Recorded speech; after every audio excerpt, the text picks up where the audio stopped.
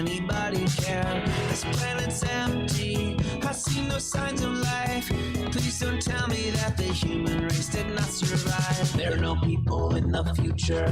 There are no people. There are no people in the future. No people at all. There are no people in the future. Where did all my people go? There are no people in the future. Let me try my people call. Where are all my people?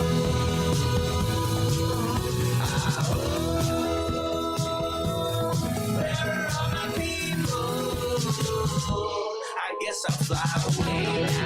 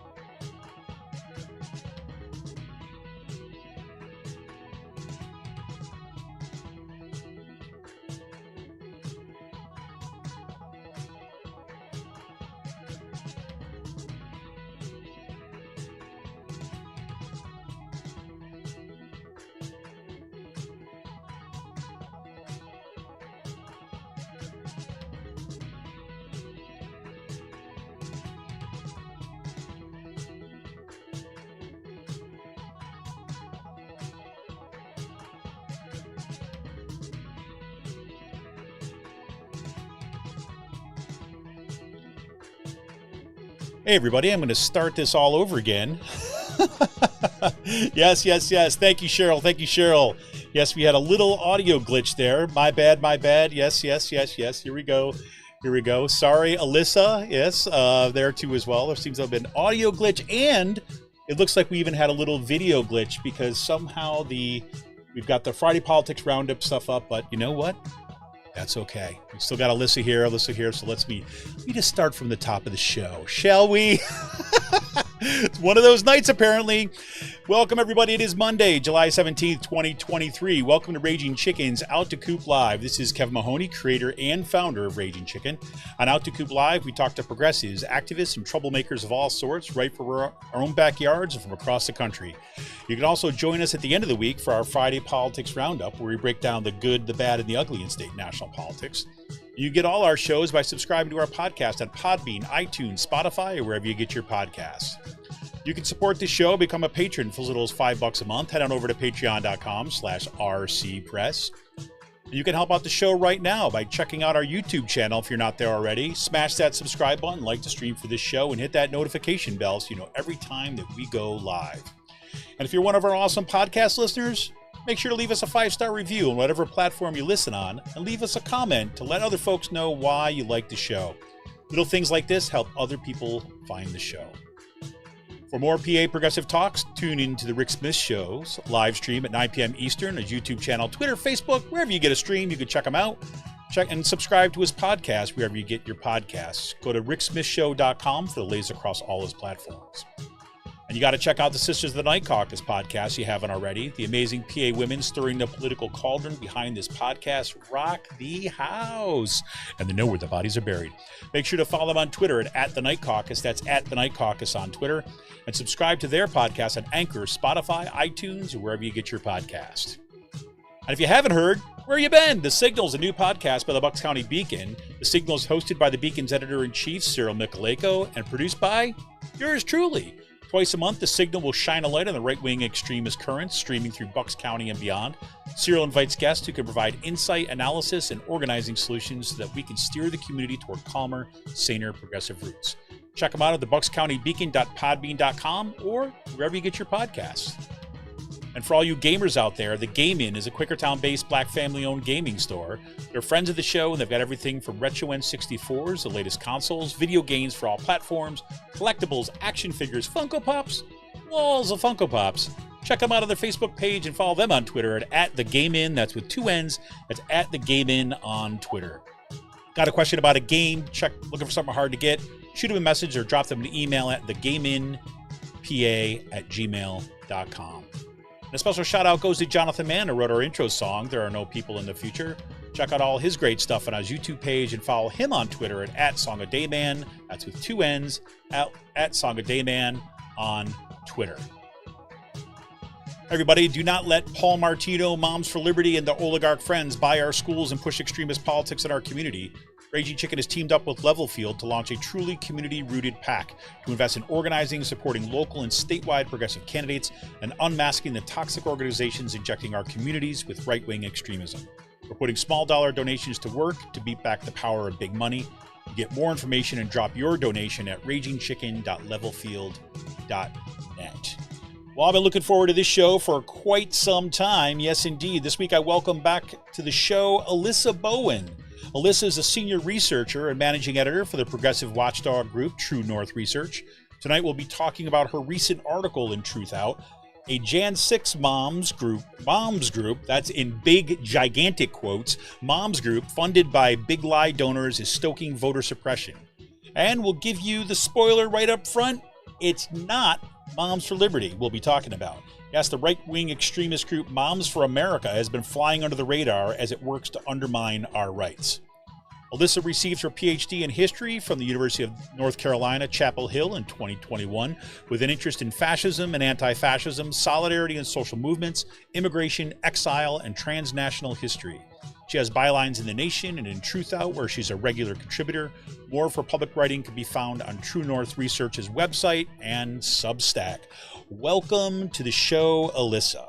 Thank you so much. It's so nice to be back and talking to you. Oh, I'm absolutely thrilled. Sorry about the little hiccup there at the front. For some reason, since we had a little update to OBS, it keeps on wanting to pop up the wrong kind of interface, and it's been messing with my audio. So my apologies. Oh, no.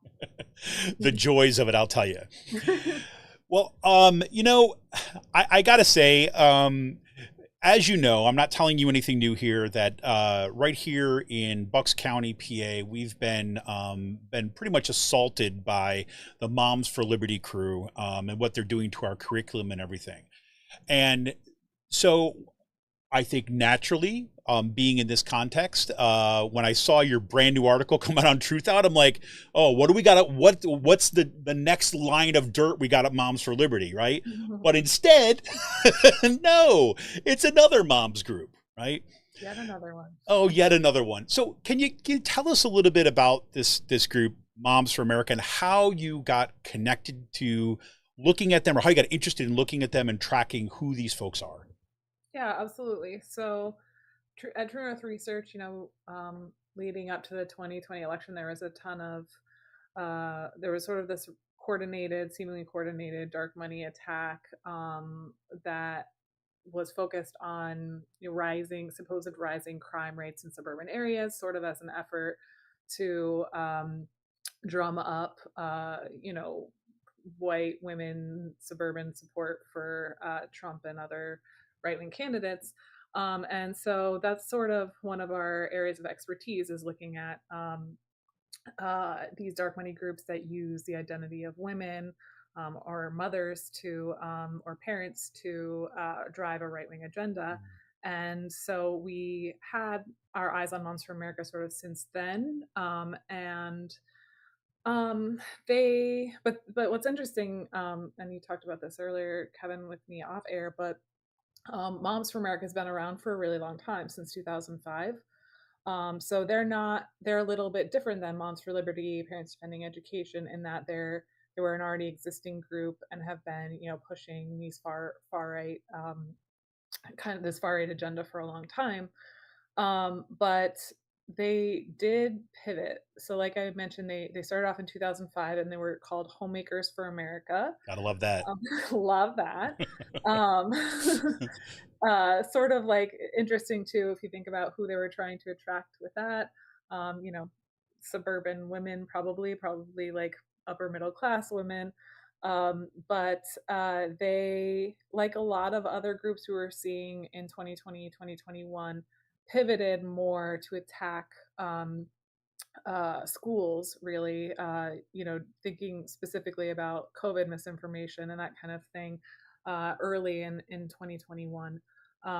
But they actually changed their name in 2018 from Homemakers for America to Moms for America. So they were sort of early on the train in like sort of appropriating this identity of mother as seemingly apolitical to push their agenda and attack schools.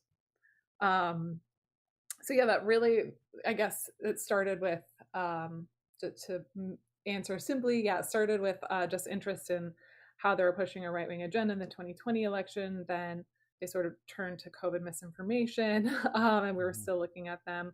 And then, as anyone who read the article in TruthOut will know, they really began or they were really influential in organizing the Stop the Steal rallies on January 5th that continued into January 6th and then culminated in the coup on the Capitol, attempted coup on the Capitol. Yeah, and it seems like here, well, once again, we have the story of like an organization that had been around for and may have just been remained as an obscure kind of like ultra right, like organization that was doing its little thing on the margins until we get this big influx of money ahead of the election. And it's interesting, as I was thinking about this after reading your article too as well, like why 2017, 2018? Well, of course, this is also those midterm elections. We also saw a lot of, progressive victories there. Famously, we have AOC, and again, to what degree that played into the decision to kind of rebrand themselves and get involved directly with those MAGA folks, not so sure, but at the very least, see this influx of money, right? The rise of this kind of like MAGA movement that kind of culminates around Trump.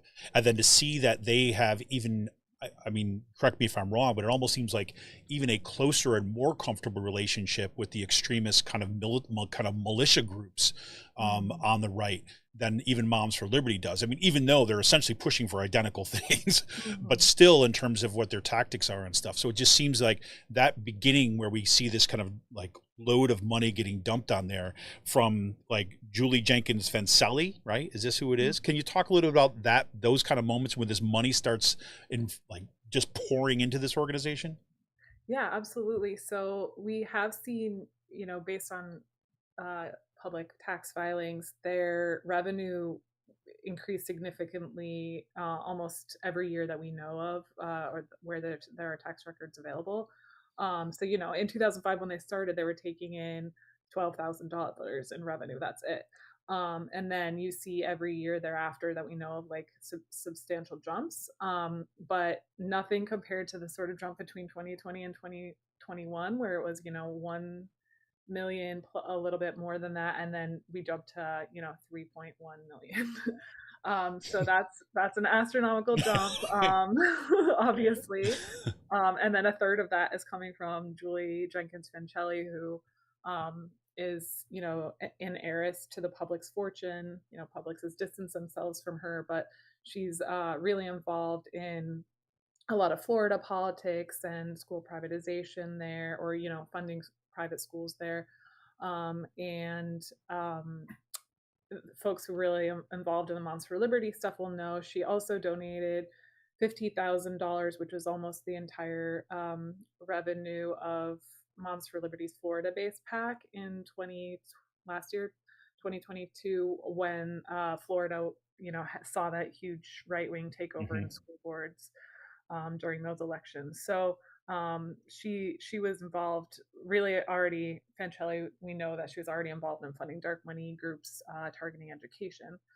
And she also funded a lot of other groups that were involved in January 6th. So, it's really interesting to see this tie between like attacks on our elections and attacks on our schools, because they're obviously really intertwined, and like democracy depends on our education system being equitable and fair and available to all. Well, and it also seems that it is something that the right wing of the Republican Party, especially, right, has seen as a real strategy of kind of moving kind of elections. And even there's this kind of suggestion, whether or not we can kind of trace it simply to kind of Moms for America, but they're playing a role, right, whether a significant role in what we saw the gubernatorial election down in Virginia, as you write about. Mm-hmm. Yeah. Yeah, absolutely. Yeah, and then also in Florida, right? And we saw at the Moms for Liberty Summit in Philadelphia a few weeks ago that 5 announced presidential hopefuls from the Republican Party were there, and it's not just sometimes you see dark money groups and they're like trying to push a narrative, and it doesn't really take hold in the GOP. But this is obviously something that is going to become, I mean, it has become bread and butter for the Republican Party. So we unfortunately will see a lot of that, I think, in the next year and a few months. Yeah, so unlike what we have with, say, Moms for Liberty, who's been really kind of focused on school boards and kind of at this finding their way in at this kind of local level, you have Moms for Liberty. Moms for America, as you're kind of writing this piece, were really significant in the role that they played in the lead up to January 6th and the lead up to the the assault on the Capitol. So can you walk us through a little bit about that, both in terms of, say, the organization and some of the connections that this group actually has? Yeah, absolutely. So as you mentioned, I think Moms for America, Moms for Liberty kind of straddles this moderate, even denying that they were right wing for a long time, saying, oh, we care about all parents. So they have a lot of support from politicians that are both like, MAGA politicians on the sort of fringe, not fringe, but far right of the party, and then also more moderate Republicans. But Moms for America seems to be, um, almost entirely tied to the far right of the party. And also in my piece you can read too, like the not just the Republican Party, but like militant groups like Proud Boys and Three Percenters and Oath Keepers, that kind of thing.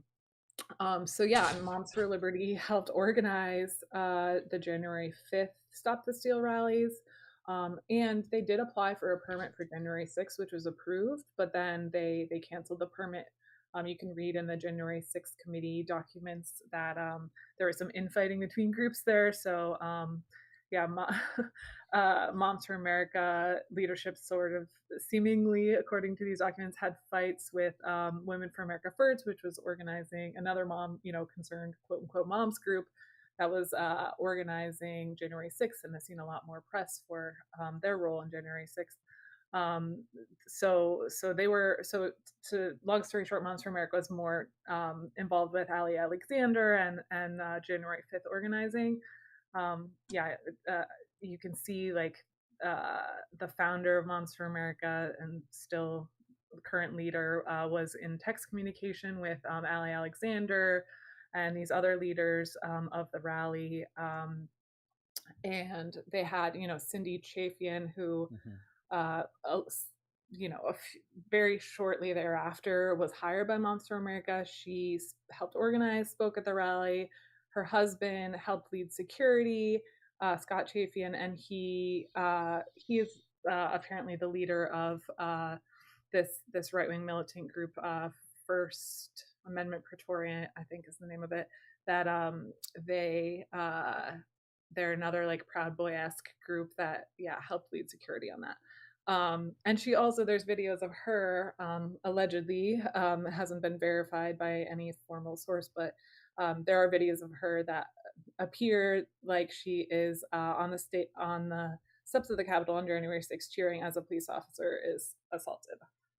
So pretty extreme person that Moms for America was like, like we really like how you behaved yourself on this day, and come work for us in an official capacity. Right, exactly. It's like, well, and it's like you say here that this woman, right, she spoke at the Stop the Steal rally, right, and then she said she specifically thanked armed militias, the Oath Keepers, Three Percenters, and the First Amendment Praetorians we were just talking about, for defending the crowd. So it's like, there's no doubt. And then you see Moms for America like, hey, Yeah, that's exactly. the person we want to run our, what is it? Now the director of coalitions and engagement is now, and as far as you know, she's still in that role. She no longer works there. She no longer works there. I'm not sure what happened there, but yeah, she no longer works there according to their website. It's crazy. So I mean, this is the kind of group that we're saying we have no holds barred. We're going to ally ourselves with these folks, and then we are going to do everything possible to heed the call of Donald Trump. They even said at the one point, right? Said we heard your call, right? That we're not going to allow this election to take place. We're not going to allow Joe Biden to take care, and then we're going to be here. And these are the people that Moms for America likes to associate with. Seemingly so, yes. And yeah, they're, and that wasn't also their board member, as I wrote about, was bragged about on Facebook about being in Trump's hotel room with all these other, like Michael Flynn and other folks. So yeah, deep MAGA ties in Moms for America. It's pretty crazy. And this group, like you said, we've got like money coming in from the Publix heiress, and then there's also money coming in from the Bradley Foundation, correct? From the Bradley Impact Fund, which Impact is Fund. yeah, closely tied. They're separate legal entities, but they're closely tied. And Bradley Fund is just this massive right-wing Milwaukee-based foundation that constantly gives to far right causes, including Jane Mayer had a really great piece a couple years ago in the New Yorker, like voter suppression efforts with TruthOut and other dark money groups trying to make it so that we don't all have equal access to the ballot. And that's the second largest known donor to Moms for America in 2021 is the Bradley Impact Fund, and they gave over $750,000, a huge amount, to Moms for America in 2021. It's crazy. I was looking over their website today too as well, and it's just you can tell that there's a lot of money behind it because it's a polished website. It's got all the little the hover animations that you'll kind of put your mouse over, all these different courses that you can take to learn about why things like DEI are kind of undermining American, like America, how to actually get trained in media literacy so that you too can do the work of, say, Moms for America. And of course, that stuff doesn't come cheap to have that kind of, say, technological presence and branding effort they're going on. And yet right below the surface is literally these folks with ties to kind of militia and some of the biggest right-wing funders out there. The Bradley Foundation, I remember the Bradley Foundation in particular, when I first moved to Pennsylvania and we're hearing about all the charter schools that were happening in Philadelphia, and Bradley Foundation had released this report, basically, here's how to turn over your public schools into charters. And this is way back when. And even folks in the Obama administration who had some ties with those folks in the Bradley Foundation looking to say, hey, this idea about charters, this about testing and all this stuff, this sounds kind of good. So they had really presented themselves for a while as to try to be, the technocratic, here's ways of kind of improving schools. When we learn who these folks are now, looking back on it, it's like, holy crap, they're really at the forefront of some of this, some of the worst of on the American right. But anyways, I don't want to kind of get us too far away. Yeah. No, that's actually an amazing point, and I didn't think of that because Bradley Foundation was, their biggest sort of push when they were first founded was, undermining public education locally in Milwaukee and other places. Like they funded charter schools and pushed for funding to be funneled from public schools to privately administered alternatives like charter schools. And I believe, don't quote me on this, but I believe now that they're in the business actually of like founding charter schools, their own charter schools. Oh, great. Just good people all the way around. So this is some of the funding stuff behind the Moms for Liberty that gets us to kind of up to that January 6th and around the Stop the Steal. Are these folks still pretty much, this is where they kind of stake their claims, kind of around kind of the elections, around the Stop the Steal? Are they still seem to be active in that kind of that space right now? Oh, that's a good question. I will say, I mean, that was January 5th wasn't the extent of their like involvement in, election denialism and pushing the big lie. I mentioned in my piece, like they, in all 50 states, they claim to have organized and participated in rallies and also pushed for recounts. Sharona Bishop, who they call their election security specialist in quotes, I love that. has made like the most extreme claims. Yeah. getting rid of voting machines. They want to like limit automatic voter registration and most absentee voting. um, and they've really, Carrie Lake, who, denied that she lost her own election in Arizona for governor last year. After she was pushing this, narrative of the election failing, they awarded her one of their made up awards. I forgot the name of it, but it's something absurd. Um, so it was not like they supported her generally. It was like, and you pushed a big lie and or another big lie, and we still really are behind you. Yeah, let me guess. It was probably called something like the Mama Bear Award or something like this, right? Something like that. Yeah, exactly. Like, yeah, I can't remember the name of it. That's exactly the vibe. Yes, exactly. What should we name an award that we're going to give to this person? What does this award mean? I don't know. We're just making it up now, and we've got this plaque that we can etch anything on it. So let's do it. Yeah, and I don't know how much they spent on the award ceremony for that, but I did see in 2020 they spent an absurd amount on an award ceremony. I think it was like 1 point something million dollars on an award ceremony. So yeah, Unbelievable. I'm sure that's also, how they are able to attract donors, the schmoozing there. But Yeah, it's so interesting to see them, this organization so active too as well within that election space. And it seems like it's all throughout the MAGA world, all throughout the as you kind of writing here, all the kind of election fraud claims, whether it's in individual states or at the national level, they're close to that stuff. Whether they're touting that they had a significant role in this, and again, half of this stuff is a grift, right? So it's like to what degree the role that they had as they tout it, but nonetheless they were involved with this, and they were using as another conduit for this money to make its way into this kind of election denialism that we saw. yeah. Oh, I found the name of it: Mothers of Influence Awards. Oh, Mothers of Influence. There you go. It sounds like there should be like, in the background something like Mothers of Influence, like it's something like as the woman, steps out onto the stage, there's whatever, some, Exactly. maternal 1950s angelic white woman stand up on stage, right? Yeah. So whatever. Also, they gave their award to another award to Dr. Simone Gold. Have you heard of her? No. She was the head of that America's Frontline Doctors Oh, way back in yes. like 2021. There was that like quote unquote press conference that these like very polished people in white polished doctors, they weren't mostly doctors in very selective doctors, but in lab coats who basically declared COVID not dangerous and that kind of thing. So, and it was very, anti-vaccination, that kind of thing. But Gold was sentenced to 60 days in prison for storming the Capitol on January 6th also. And so after that, they also gave her their Mothers of Influence Award.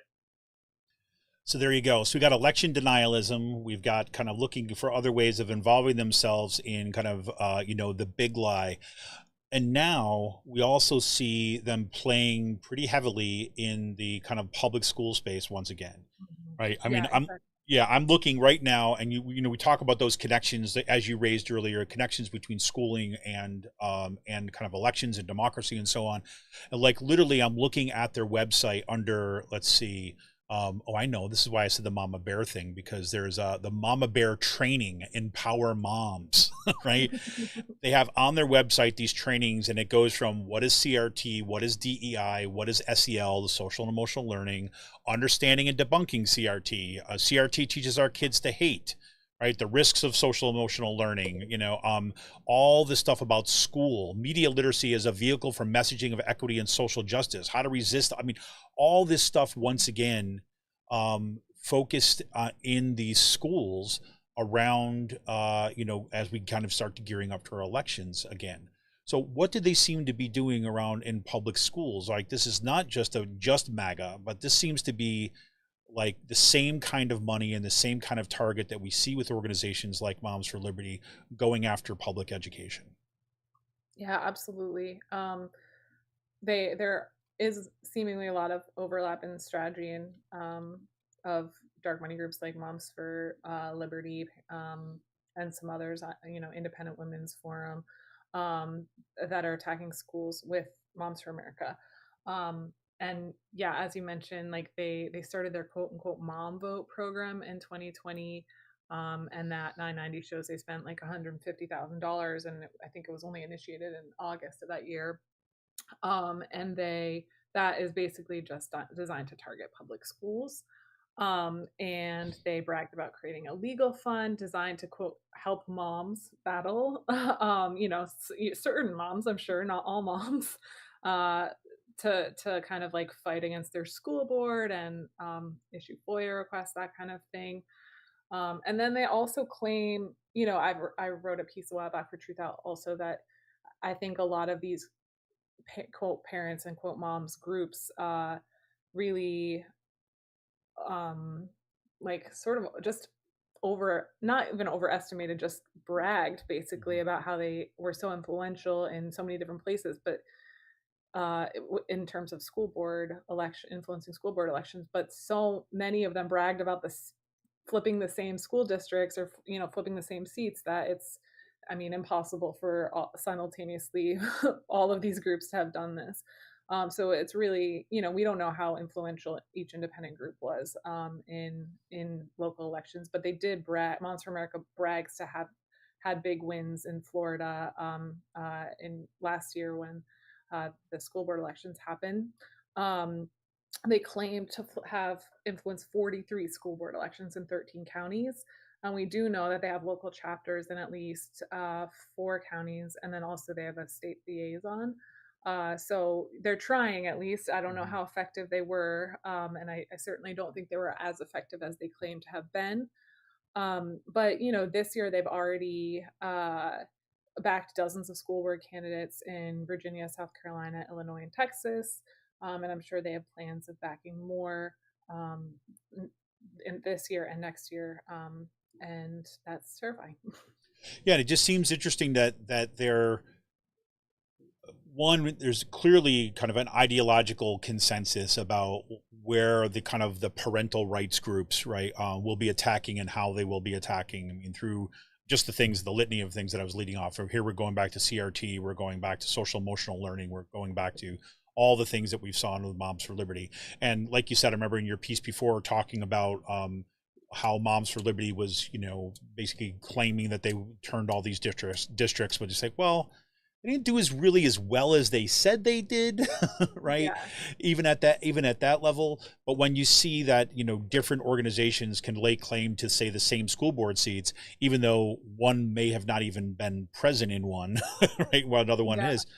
But at least it tells you how they're kind of like they're tagging themselves and being affiliated with a particular ideological movement, which seems to suggest to me that we can look into probably see more of this moving forward. Yeah, I would say so. They also have bragged about they're calling this the FCC standard bill.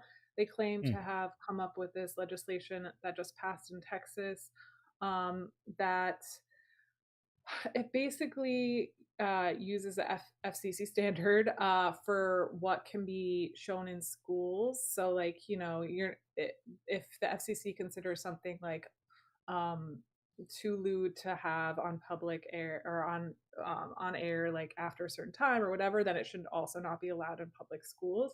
But we're not trying to teach our young children like how to be inclusive and that kind of thing, like on the radio, and we are or on air, and we are trying to do that in schools. So it's not the same kind of a metric we should be using, obviously. But anyway, they claim to take, or they claim to credit in Texas, and they're also pushing this in other states too. So there's like various levels that they're acting on. That makes total sense now, because when I first went to their webpage today, now I see it right up here. That's exactly what's on the front page of their webpage is this FCC standards bill. With that quote, say, the concept is very simple. If you cannot show it on TV or air it on the radio, you cannot use it in the classrooms, right? Which is interesting for what they're doing there. But it's, again, a way of cloaking, it seems to me, cloaking a really far right agenda in sort of kind of like standard or kind of objective language to saying that, this is just kind of, parents concerned about their kids and trying to keep them safe, when really there seems to be something much more, I don't know, devious at work. Yeah, absolutely. Now, you also say in here too as well that this Moms for America is also part of what they're pushing within the school space, school boards and things like this too. The kinds of curriculums that have an extreme sense of nationalism, right? And then also are kind of have some, or at least let's say in close company with some of the kind of religious fundamentalism, right? I mean, one of the things we've been talking a lot about on this show too is, a lot of these moves on these school boards seems to be within this broad move of kind of bringing Christian nationalist kind of agendas to bear into kind of school boards, while of course not calling it that because they know that is deeply unpopular. If you say we want to force a Christian nationalist agenda on your school board, that's not going to work. But if you frame it in these ways about the FCC and standards and safeties, it's a way of sneaking this in and kind of moving it forward. Yeah, absolutely. As a group, they're very religious fundamentalists. I mean, they spent, let me see if I have notes on this, but they spent a ton of money in 2020 on a rally at the Capitol that was like focused on, keeping Christianity like alive during Christmas time. That's like, so that's something that was like really high on their agenda in 2020. Yeah. And they, and they're doing this in terms of schools as well. Like for example, Moms for America attended a Council for National Policy meeting in 2019, and Council for National Policy, for those that aren't familiar, is this really secretive Christian right group that's holds a lot of power. There are a lot of powerful, really wealthy people that have a lot of political connections, and they are, actively trying to influence our public policy. And so Moms for America has ties to them. They have a partnership with this group called Patriot Academy. Just going to ask about that, yeah. If you go on their website, like, you will just know. But they're kind of behind the scenes, but they deserve also more attention, just like Moms for America does, because they are this super far right group that wants to teach, like, they have various classes, but basically they're trying to teach like far right religious fundamentalists to run for office. They're trying to influence like public school curriculum and private school curriculum as well. And they also bizarrely have like, they do weapons training. They do it's a very odd of course collection of things that they teach, quote unquote teach. But they if you go to their website, or I'm not sure how much Google even has on them, but it's kind of terrifying that Moms for America is partnering with them as well. Yeah, here's how you put it in the piece, which I think it says it so perfectly. Say the Moms for America recently announced partnership with Patriot Academy, far right education group that claims to have trained more than 500,000 individuals in the religious fundamentalist dogma, for a series of Zoom meetings titled, quote, "Biblical Citizenship in Modern America," unquote, a nonsensical title considering the U.S. Constitution explicitly bars religious tests or oath of holding office, and explicitly bars Congress from establishing any religion as a state religion. And yet, this is the group that Moms for America is decided itself to partner with.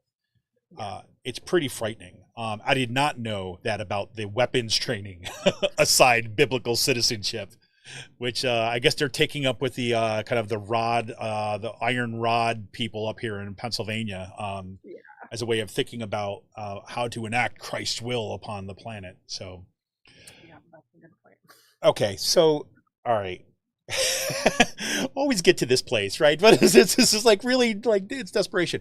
But let me just ask you kind of the more broad question here too. Is like, so on the one hand, I guess my investment in in following your work and following the work that you do at True North Research, is that you all seem to be kind of have got your finger on the pulse of the war of how these organizations are networked into our existing political structures, right? And we can't just simply look at these extremist groups and dismiss them as just, oh, these are just a bunch of nut jobs, because it's not, Moms for America or Homemakers for America in 2005, right? I'm pulling in $12,000 a year with a bunch of kind of like fringe people talking to themselves. Instead, here you have people like Michael Flynn. You have kind of the era of Publix. You have massive amounts of influence and dark money that is investing in groups like this to move forward. So why do you want that spotlight to be on these folks kind of at this moment? Yeah, I think it's important to draw attention to the fact that it's not, Moms for Liberty has gotten I'm so happy that Moms for Liberty, wasn't getting attention in 2021 or 2022 as much, and now they've blown up and everyone sort of knows who they are and they're a household name. I think that's actually great because we want to know who is attacking our democratic principles and education and otherwise. But I think it's important for people to know that this isn't just like a one-pronged effort. There are so many groups, existing groups like, Independent Women's Forum and Freedom Works, that have been around for a long time attacking schools and trying to divert public funds, taxpayer dollars to privately administered alternatives that don't have the same protections. But there's also these new groups, Moms for America, Parents Defending Education. And then there's groups like Moms for America that have existed for a long time, but they sort of have pivoted to take advantage of this opportunity where education seems to be in the spotlight, and use this identity as, women and moms to further this agenda. And I think, and I'm coming out with another piece in TruthOut. It's more of an op-ed about how we can fight back. But I think, there's funders that are funding multiple groups. It's very easy to draw ties. Moms for Moms for Liberty is harder because we only have 1 year. We only know, a fraction of their 2021 funding, but we do know that there are connections between these groups. Moms for America, it only got a little bit of money, but it got money from the Prince Foundation, Eric Prince, who, The ran the Blackwater people. contracting group Blackwater, but is also the sibling of Betsy DeVos, the Trump-appointed former head of education for our country, and then also a huge privatizer and right-wing donor. She's a billionaire as well. If you want to draw that tie, Betsy DeVos has like ties to Independent Women's Forum, has ties to all these other groups. So it's really important for folks to know that this is a coordinated effort that doesn't stop with Moms for Liberty, and there's many of these groups, and they take, there is overlap, and I'm sure there's infighting between the groups, and you see sort of certain employees jumping from one group to the other group, but they all play a sort of different role. And Parents Defending Education, for example, is more the litigation arm of this whole coordinated thing, where they like sue school districts into being scared to teach DEI and whatever. So they all play a different role, and I think we need to be aware of some of the big actors that haven't gotten as much attention as they should yet. 100%. I think, this is like, a perfect argument for, once again, is why we should outlaw billionaires right now. Because it just, and I'm not just talking about right-wing billionaires. I don't care. Anybody can have that kind of influence, right, across organizations. Because if you're somebody like, the people you just named off, you have the Eric Prince Foundation, you got Betsy DeVos, you've got, obviously the Koch brothers, who've been like around doing all these people. They're not just putting all their money behind one organization, right? Yeah. That money is in all those organizations. So, that's what the right does extraordinarily well, because they've got these billionaires that are willing to kind of just basically, okay, we're going to invest in these 5 organizations. If 2 of them fail, who the hell cares? We're still getting the agenda pushed forward. And that's freaking frightening. It is frightening. Yeah. At True North, we are, anti-dark money generally. It doesn't matter if it's a Republican, Democrat, whatever.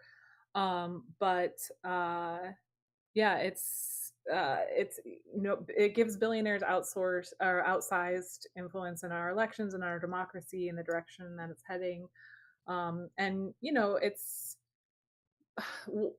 some of the biggest funders of school privatization have been, Bill and Melinda Gates Foundation, who fund this group called National Parents Union that actually was outside of the Moms for Liberty Summit protesting against it, but they push some outrageous stuff too, attacking public schools. And yeah, folks should be aware that it's the call is coming from inside the house too. Like it shouldn't just be that we are scared of outside spending by ultra wealthy folks, like on one side of the aisle, not the other. I mean, dark money is bad for our democracy, no matter who's doing the spending. 100%. Well, listen, Alyssa, I appreciate you so much coming by tonight. Want to tell everybody, make sure that you can follow Alyssa on Twitter at, as long as Twitter still remains a thing, by the way. I don't know. It's been an absolute shit show as far as I'm concerned right now, which is troubling for a whole other set of reasons. But you can follow her on Twitter at Alyssa Ann Bowen. There's ANN, Bowen, BOWEN on Twitter. You can check out True North Research at truenorthresearch.org. And of course, we'll have a link to her article, a January 6th moms group funded by Big Lie donors is stoking voter suppression on TruthOut. I have a link directly there. Alyssa, you have any other suggestions of where folks should take a look at? I know we have got links already put there. You always plug Center for Media and Democracy, plug Documented. We got documented.net and prwatch.org. We've got those links in there. Any other things you think people should be keeping their eye on? I mean, I think there's so much excellent reporting going on right now. I mean, I guess just make sure that you stay in the loop, and I mean, yeah, follow you and follow Bucks County Beacon. You all are doing amazing reporting on this. Media Matters has done some amazing reporting on this. But yeah, just make sure to stay informed and support bills also that try to block dark money spending in our elections, in our democracy. I think that's really important too. 100%. Well, I'm just going to give you, because I can, I'm going to give you this award. This is your true Moms of Influence award that I've just created just now. Oh, it's a Labor beer and ale coaster. It's going to be your Moms of Influence award going forward. You can't see me, but I'm fanning myself, and I am just so thankful. And I want to thank God and my partner and my 3-year-old. Thank you. There you go. You're welcome. You're here, everybody. We've made history. Moms of Influence, Alyssa Bowen, once again. Thanks so much again, Alyssa, for coming on the show tonight. And can't wait to see that next piece coming out in TruthOut and the work that you all are doing going forward. Thank you for all your work and for coming on the show tonight. Thanks so much, Kevin. All right. Hey, everybody. This is Kevin Mahoney, editor and founder of Raging Chicken. Want to remind you that you can help us out anytime that you just want to. Just head on over to patreon.com/rcpress, and you can become a patron for as little as $5 a month. And we can use that as a way to, figure out all the little technical glitches we had at the start of the show tonight. And maybe get somebody on here who knows this stuff a hell of a lot better than I do. How about that? But for now, we'll say goodnight to Alyssa, and we look forward to all the work that you're all doing out there. You rock. See ya!